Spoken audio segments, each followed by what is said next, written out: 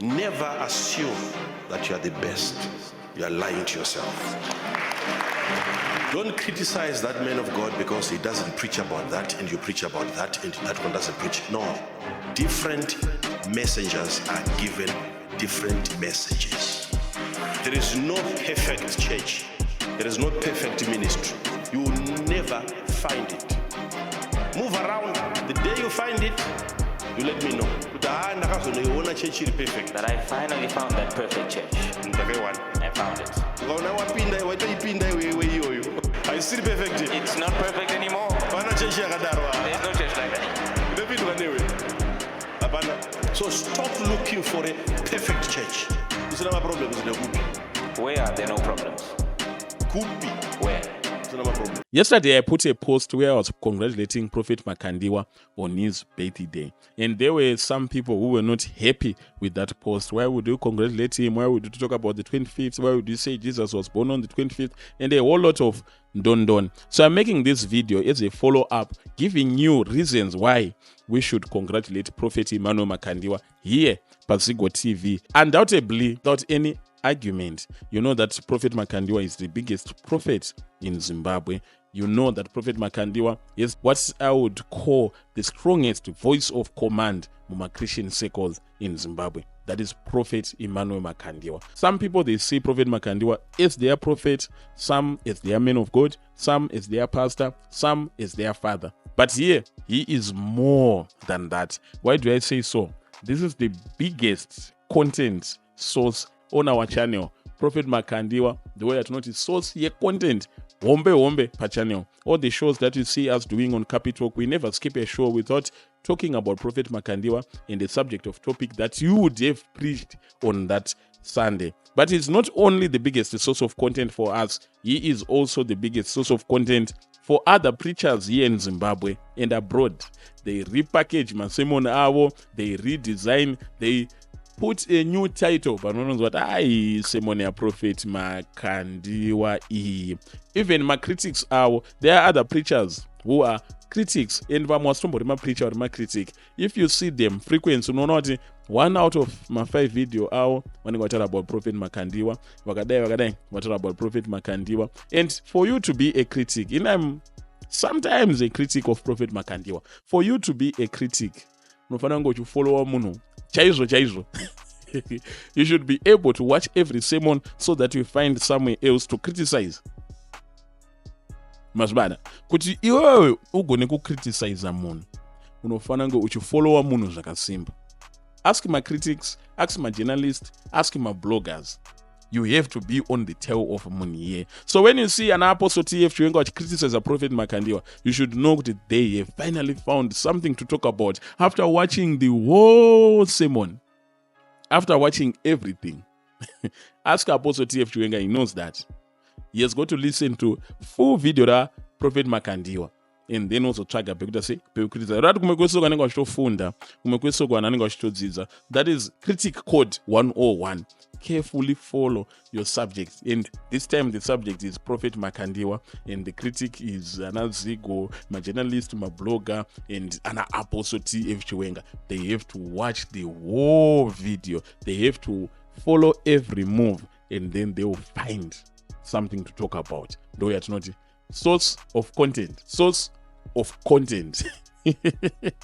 Prophet Makandiwa, I always describe him as the father of the prophetic and charismatic movement in Zimbabwe after Ezekiel Goti. After Ezekiel Goti. After Ezekiel Goti. Ezekiel Goti is gone. Ezekiel Goti is no longer with us. Now, the one we have is Prophet Makandiwa. Kana tiri kutaura zve-prophetic, kana tutaura zve-charismatic movement, kana tutaura zve-Pentecostalism, we are talking about Prophet Makandiwa as the father. I know a lot of people will say, kuna ningi, kuna apostle ningi, kuna prophet ningi, kuna chichi. No, I'm talking about decent and dignified. Decent and dignified. Chiprofita chawanda mZimbabwe. And maprofita acho awanda. Kwacho nemaprofita ekuti mapostori, but they repackaged themselves vakazvita maprofet emachechi echiPentecostal or echicharismatic. Kwacho nemaprofeti ekuti they talk about their father ningi, but kana tiri kutaura about chiprofita chiri decent and dignified, talk about prophet Emmanuel Makandiwa. Even if you look at the sons, ukaona munhu there's something unusual about character yemunhu, something unusual about the way yaanozvikera as a prophet or as a man of God. Ukada kuzomubvunza, you will see kuti one way or another there is an Emmanuel Makandiwa influence pamunhu iye. Either he is directly a father kumunhu iye, or he emulates anenge ana baba wake vanenge vainawo, but anoemulata prophet Makandiwa, anorespecta prophet Makandiwa, and anofollowa zvinotichwa naprophet Makandiwa. Go and ask vese vandiri kukuudzai vanawo. You talk about Anna Joy Museva, Anna Pinkton, you talk about Anna Outreach, you talk about a lot of people. I'm gonna prophet, their source of inspiration is prophet Emmanuel Makandiwa. In our the maturity in the way you carry yourself, maturity in terms of character, maturity even in terms of the way that you display opulence. Muona kuti unobuda mapicture wakagara pamota yako inodhura yabva kuDubai inoita 10 million, even tichiziva kuti unayo. Nanimuona, there's a way that a man of God should carry himself. Yazokuona a man of God makagara pamusoro peLamborghini.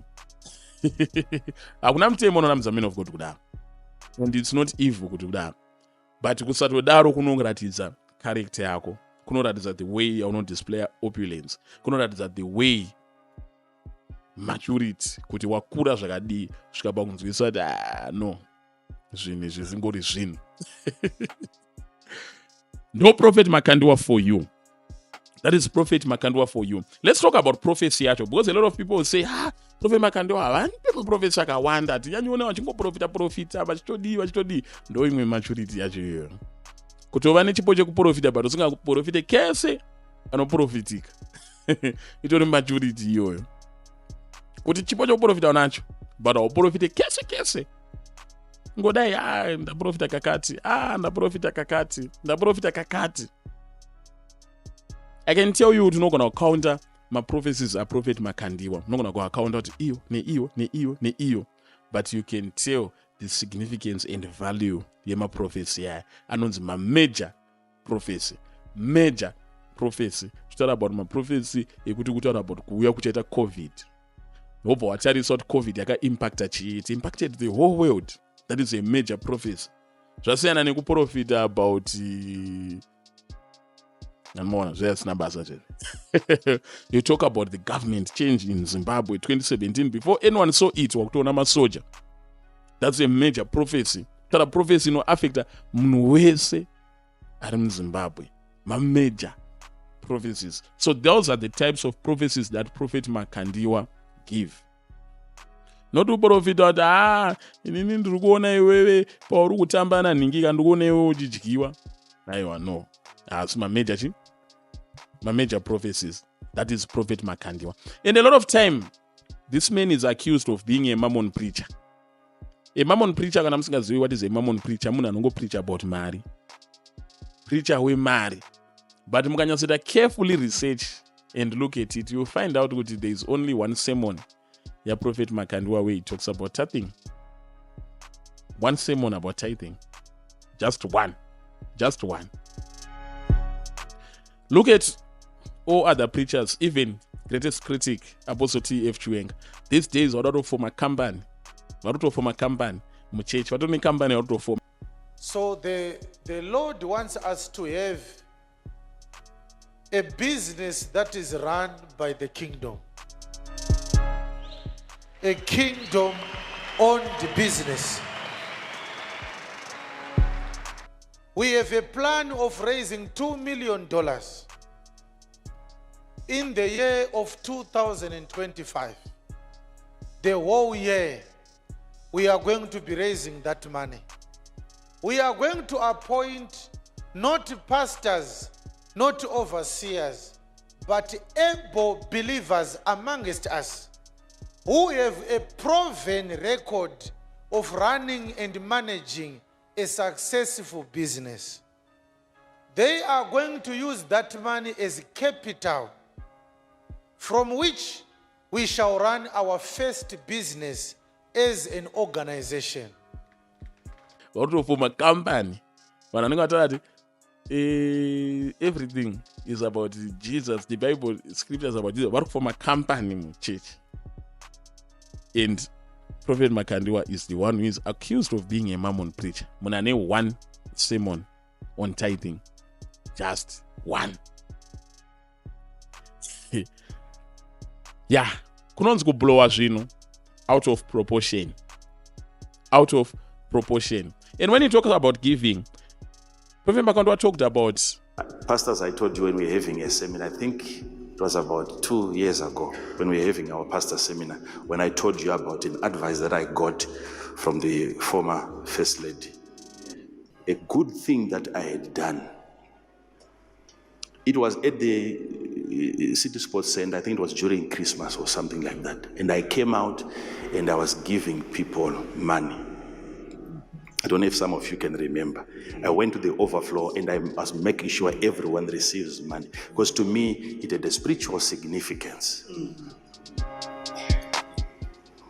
She told me how terrible, how dangerous that was. In as much as it was a good thing for the people. Isn't there a proper, decent structure? A proper way of doing it that can really help the poor. Unlike this style. And I listened, I took that advice, and I never did it again. If you listen to that one of God, maybe he doesn't want to give. But if you carefully also research, you find out they actually have a foundation. They actually have a philanthropy. Yavanenge vachitopa vanhu zvinhu. Yavanenge vachitobatsira vanhu. Patometwa program yemadoctor airapa vanhu maziso.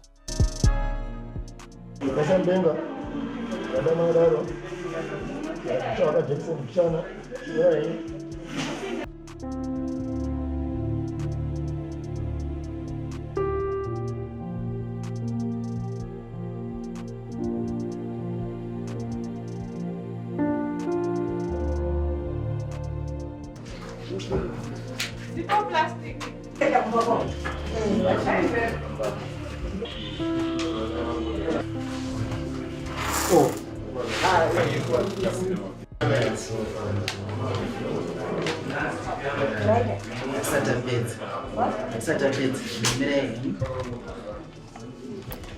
Hamunyike mwingi.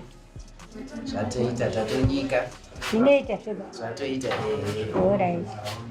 Babata vaya panoti chichema nokuda kwamaziso. Vanhu babata akukumbira chiremba chinobva kumusoro kudenga kuti imi mutungamire muri mimemene Jehovha samasimba, kuti zvese zvichaitwa pano nevanotibatsira Jehovha vaona zvemene zvinenge zviri mukati matiri. Ndanamata nokuvimba nezita renyu muzita raJesu, amen. Tine vanhu vakaonekwa kudhara nditi kubva last week Wednesday, Tuesday, Monday vatanga tichiona kumaklinika akasiyana-siyana nekumahospitals akasiyana-siyana handiti. Saka vanhu ivavo ndivo vandichadanawo mazita. Nezuro tinofara nokutenda kuti maoperations edu atakaita takatombooperaita vanhu 19. Takatotanga nezuro tikatooperata 19. Saka hamuzimo kutanga wandiri kudanidzira panapa makutopinda pabhechi yechi2.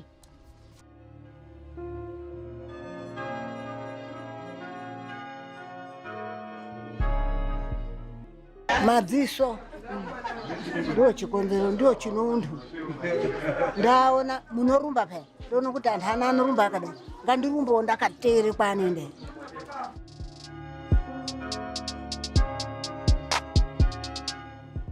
Ndikuti ndasunura ndichionawo ndichifamba ndega, ndongoti kwasho kwako fambawo ndoenda kwakati ndio zvinenge zvichidi haikona zvokuperekedzwa. Ndio zvinonetsa.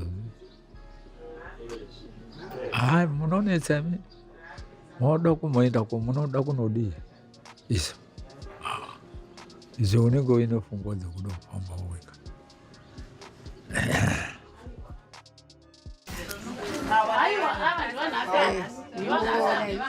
Ha? ndikukonai Ndimoro Satan. Ndimoro Satan. Ndimoro Satan. Ndimoro Satan.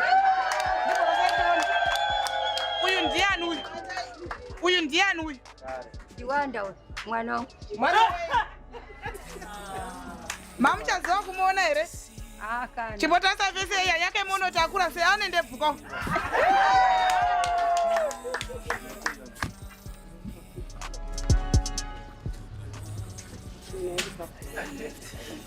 Muri kundoona here mbuya?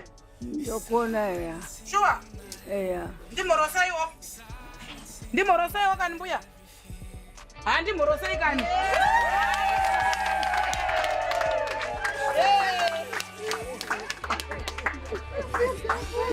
ya ndotera kudai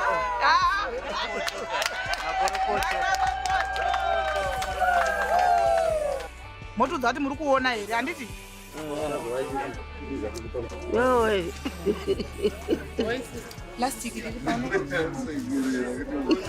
Muri kuona here mbuya? ndinoona zvese nedzimba dzekuti mkwezvi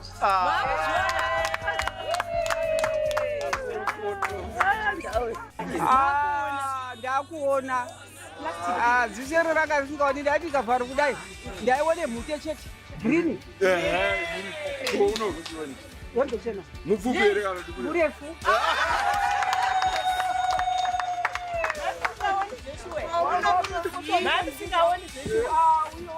Mune nhikiti mune green. Uso hwangu. Mutsvuku. ndikadai. Ndikadai.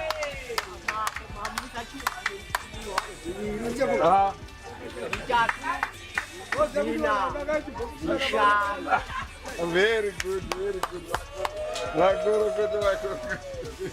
ndinovaovateka vakomana vadika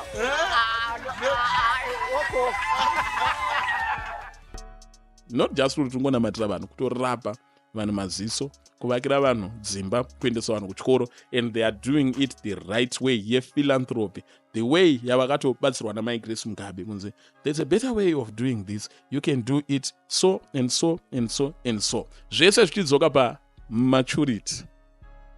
Maturity ndeandi kutaura kuti being decent, being dignified, being munhu ari mature, men of integrity.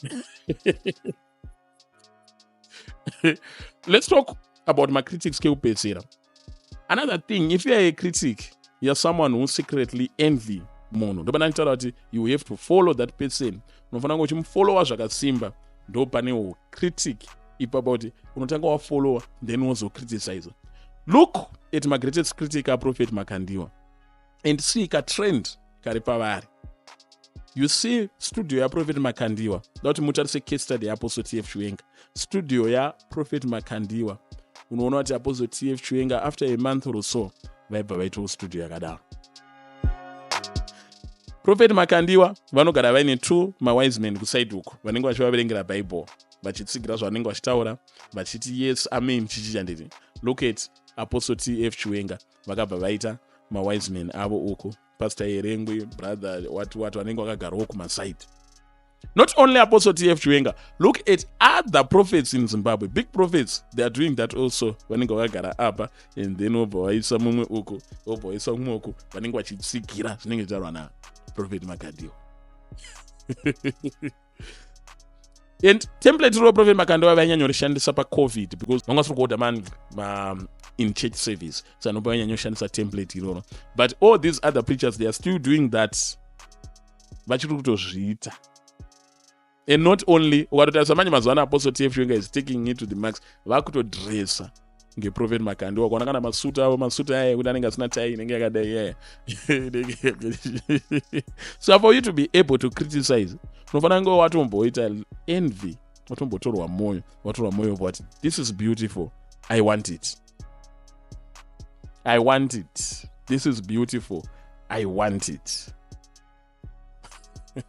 Indatoito two mawise men angu mchatsvaga Sparks nakunda yanenge ari kuside uko vachigara because I need to copy. Anmona unofana kugona kukopa. But lastly pane word rinotaurwa rekunzi munhu wekuti a bishop should be without blemish. a bishop should be without munhu asina chipomerwa. That is the last thing that I want to talk about. Men of God, murukunyanyo bata, not mushonga, but baby. Men of God, aiwa. Men of God, murukuzvinyanya. Men of God, arikubata basa. Vana vemuchechi, vasikana vemuchechi. And a whole lot of ndondoni unokonzwa men of God pano unonzwa pano men of God vanga vachidya panapa men of God vaidya apa. Apology for the type of language adoshandisa, but ndoita drive the point home. Men of God danana ningi, men of God chichi, men of God ordai. It's quite sad. But when you come to Prophet Makandiwa, you never hear of that. Unoona kunzwa kuti Prophet Makandiwa vati I'm more gifted than God, vanhu vamaita hasha. Prophet Makandiwa vati inini ukaenda kudenga ukaona ndisiko unenge usina, vanhu vamaita hasha. But you never hear kuti Prophet Makandiwa was in bed with so celebrity. Prophet Makandiwa vakazonge kudanana ningi. Prophet Makandiwa akapfimba mukadzi waningi. You never hear of that. The only thing that you hear is controversial preachings on stage. Ndo munongonzwa. Kwete kunzwa zita ravo richidhiregwa munhu fornication. No. Ndo yatoti character. Anmona character. Kana kuona picture, Prophet Makandiwa wabuda picture vakamirana ningi, mukadzi waningi vakanyemwerera. No. I've never seen that. Don't know the character. That being said, anosoda kunyanyotara zvakawanda, but we can wish him a happy birthday. And we will wish others my happy birthday too, panapa, but it's style. But no wish munhu happy birthday, we are going to give a review. Kuti munhu yega satamuisha happy birthday ka tombotaura kuti munhu uyu ko. Tell me what you think about this in the comment section. And once again, enjoy your boxing day today. Enjoy your boxing day today. And with that, we're out.